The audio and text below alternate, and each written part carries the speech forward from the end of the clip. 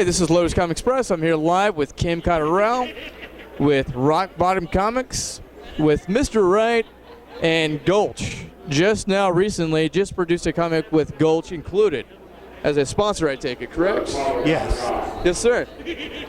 We got some intercom interference, but let's go on. So how's it going? It's going great. Yes, it's been a good day.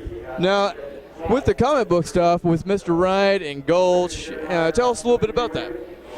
Well, Mr. Wright is it's a satire of superheroes in general, Superman in particular. Okay. He's sort of a screwball, doesn't always do the right thing. So the name is kind of ironic.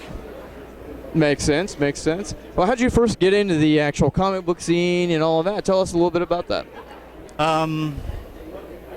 Well, I had the idea quite a while back, but I was never very confident in my art skills. Okay. And I finally got to the point where I decided I'd just give it a go and see how it turned out. And it turned out better than I thought it would. So maybe not up there with the pros, but better than I thought it was gonna. Well, I mean, you've definitely improved since last year that I saw you at SoonerCon and all of that. Yeah. I mean, way much more of an improvement since last year, I would take it, right? Yeah. Absolutely. Now, with Mr. Wright, is there any future plans with? I know you kind of released that last year.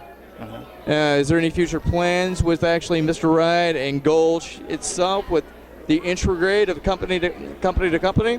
No, I think this one comic that we've done is probably going to be it. Okay. And then I'm going to continue on with the Mr. Wright series after that. The Gulch project was sort of just a fun little goof. They came up with the idea. They said, we want to be in a comic like Kiss was. Right.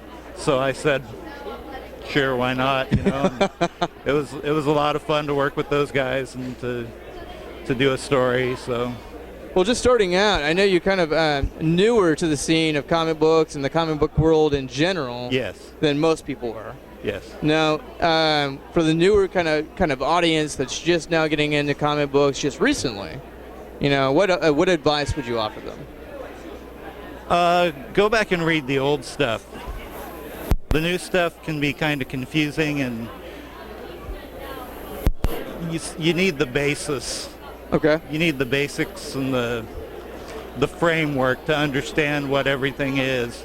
I'd say go back clear to the 60s and read the old stuff first. All right. And then you know where it's coming from, what it's based on, what the original ideas were. That makes sense. That makes sense. Would you have any business advice if you're just now getting in the comic book world as far as actually the business side of aspects? Internet. It's all about the internet. So maybe digital. I think what you're trying to say is digital stream it. Kind of an online-based comic book? Is that what you're trying to say? Yes. Digital comics are all the rage now. Who knows if it'll last, but they really are with like Comixology and it kind of is. Like I would agree with you. And it's getting to that stage for sure. I've got a site, www.mrwrightcomic.com, where these are available digitally. That's what we were going to ask you next, is actually, where can we go to actually go to your site to be able to promote yourself? So say that one more time for me. www.mrwrightcomic.com. Yes, sir. Well, you're here to hear first through Lotus Comics Press. This is Kim. He does a very excellent job at putting together his own comic book, for that matter, called Mr. Wright.